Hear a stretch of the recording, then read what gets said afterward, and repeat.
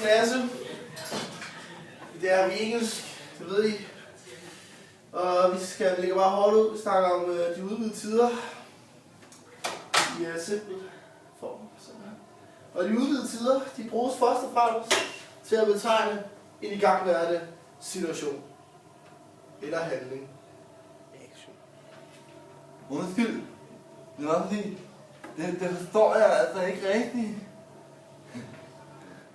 Ja, men min lille fine ven. Det er jo for eksempel, hvis man bruger en sætning, someone is knocking at the door. Så er det noget, der sker lige nu. Kan du forstå det? Action. Ja, det er meget forståeligt godt, ja. Fra De udvidede tider, de kan også betegne en tendens eller en udvikling. Hvis nu man gennemgår et udviklingsforløb. Det kan være mange ting. Ja? Er der nogen, der vil komme med et eksempel måske? Eller forstår folk det? action.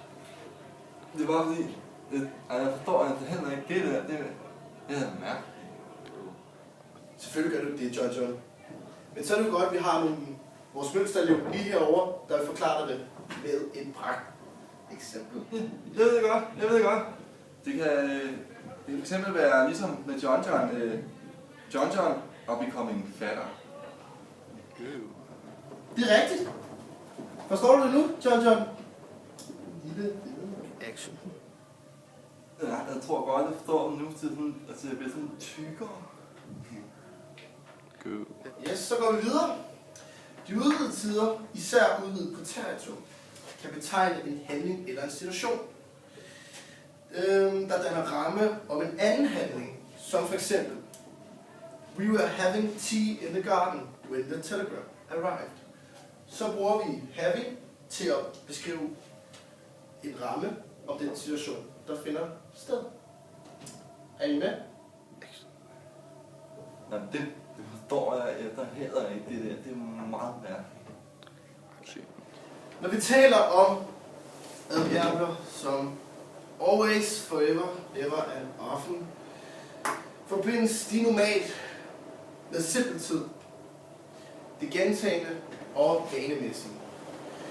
De kan dog også forekomme i forbindelse med udvidet tid, men udsagnet får så en nuance af irritation. Er den fikset, ikke? Action. Altså det er ligesom for eksempel I'm always hearing strange stories about him. Det er jo ret, John. Og jeg tror, hvis John har forstået det, så kan vi vist godt give os alle sammen et stort 12-tal i dag. Dansk undervisning.